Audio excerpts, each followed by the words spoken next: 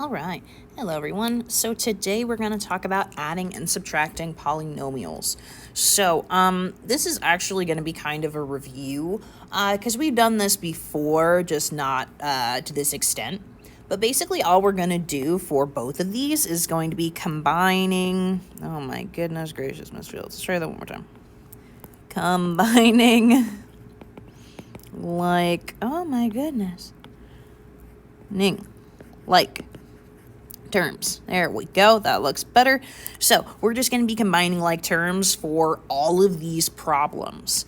We're basically going to see which ones have the same variable to the same degree, like these ones.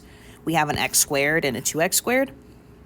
And then we're going to just combine them, depending on what sign they have. So for this one, we would have, let's see, x squared and a positive 2x squared. So that would make 3x squared. And then we would see what the next one is. So I see we have an x and a 3x. We're looking at those exponents. They are the same because there's nothing there. So 3x and x, that would combine to make 4x. And let's see, the last bit that we have is going to be our constants. So we have a 5 and we have a 1. So 5 and 1 would combine to make 6. And we would have an answer that looks like that. And we're going to do the same thing with subtraction, only this subtraction sign is basically going to change all of the signs is going to change all of the signs that are in the equation. So we're still going to combine those like terms. We're kind of going to see that in a few seconds here once we talk about those. But name of the game is combining like terms. You're looking for your x's squared with an x's squared. Make sure your x goes with an x. Make sure your constant goes with a constant, and you're good. Okay, so let's go to the inside of these notes and take a look at the adding part first. So just like I said before, your only step here is going to be combining those like terms. So let's take a look at this example question here. We have x squared plus 2x plus 4 plus 2x squared plus 3x plus 1. So these are both in parentheses right now, but we are basically just going to drop those. We don't need them. This is just to show us what the two separate polynomials are.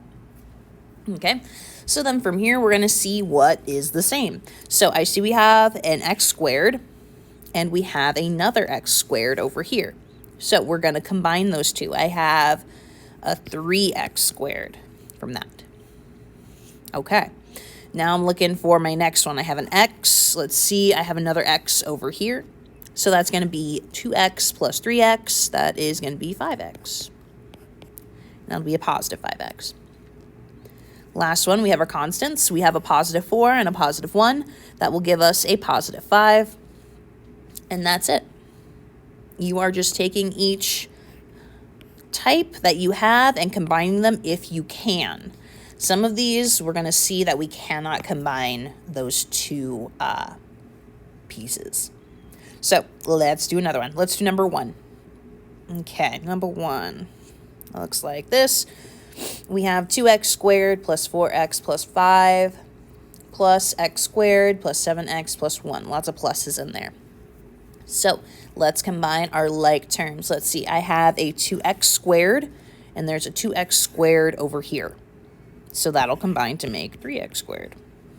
Okay, I have a 4x and I have a 7x. Those will combine to give us 11x. And then we have a 5 and a 1. That will combine to give us a 6. And that's it. Let's try the next one. Number 2 is a little bit different here. So, with all of these, we just went in order with the way we saw it. But there is a particular order that we need to follow, and that's going to be following the exponents. So we got 2, and then we went down to 1, and then a constant. That's the order that we want to go on. So we want to start with the highest exponent that we see first. Let's see. Highest exponent that I see in this problem is going to be a 3. So I'm going to start with this guy first. But looking at this, I see that there are no other x to the thirds. I don't see any of those in here. So since it doesn't have a match, I'm just going to bring it straight down. So I just have 3x cubed.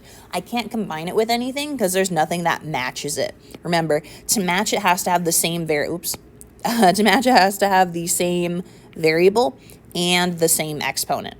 There's a lot of x's in here, but none of them have that third power on it, which is important. So since it doesn't have a match, I'm just bringing it straight down. All right, so let's see. The next one would be an x squared. Let's see. Do I have an x squared? I do right here, but I don't have any other ones. Once again, this one is all alone. I don't have any other x squareds to go with this. So I'm just going to bring this one straight down because it doesn't have a match. Okay, let's see. What else do we have? Let's start with our x's. I got a 6x and I have a 4x. So these two we can combine because they are the same. They're the same variable and they're to the same power.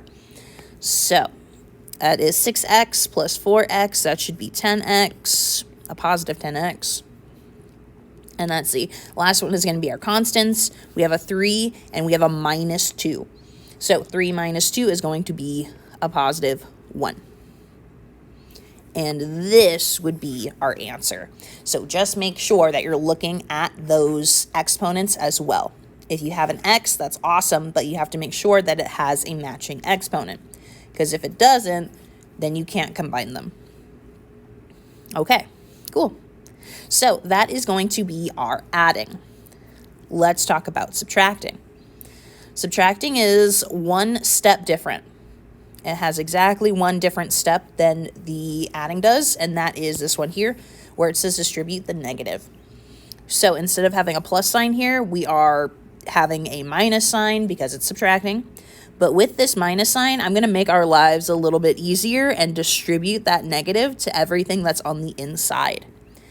So remember, there's like an invisible 1 there. You're just going to distribute that to everything that's on the inside of these parentheses. So I'm going to rewrite this. I'm going to rewrite this side exactly the same because nothing is going to change over here. It's just going to be this side that changes.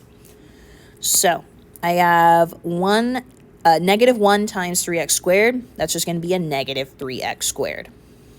I have a negative 1 times a positive 2x. That's just going to be a negative 2x. Negative 1 times a positive 2. That's just going to be a negative 2. So basically all this negative does is changes the sign of everything that's on the inside. So if you had a positive, you would end up with a negative. If you had a positive, you would end up with, if you had a negative, you would end up with a positive. You're just going to switch the signs for each of these. Okay? So let's take a look at this. After you do your distribution step, you are just going to combine like terms just like you did with the adding. So let's see, I got a 4x squared. Do we have another x squared? I do. Here are our two matches. We got an x squared and an x squared. So let's combine those. 4 minus 3 is going to be a 1 or just an x squared. Let's see. X's are going to come next. I have a 7x and I have a negative 2x. So those two are going to come together to make a 5x. And let's see, our constants, we have a 10 and a negative 2. So let's combine those to make an 8. Cool. That's it. We are done. So let's try another one. Let's do number 5 here. So once again, that first step is going to be distributing the negative. So I'm going to distribute that to everything on the inside of these parentheses. I'm going to rewrite it. I got a negative 2x squared and a negative 1. Remember, that negative sign just changes the sign of everything that's on the inside. All right. Now we're just going to combine our like terms. We have an x squared and an x squared. So that's going to be 5 and a minus 2. That will be 3x squared. And let's see, we got a 6 and a negative 1. So those are going to combine down here to give us a 5. And that's it. Let's do one more of these with number 6, if it'll fit. There we go. Kind of. Nah, there it is. All right, so let's distribute that negative. So we're basically just going to change the sign of everything on the inside of these parentheses. Rewrite it so that we have all of our pieces. Change the signs of everything that's on the inside. If you notice, this is already a negative. So when you apply a negative to a negative, you end up with a positive here. You're just changing the signs. You're just flipping it from whatever it started out as. Okay, let's find our like terms. So let's see, I have a 3x cubed, and I do not have another one of those, so that's just going to come straight down. Let's see, next one's going to be x squared. Ooh, I do have another one of those right here. So let's combine that 4 and the negative 2. That will be a positive 2x squared. Let's see. We got x's that come next. So those will come down. Negative 2x plus 3x. That's going to be a 1x. A positive 1x. Or just x. Either way.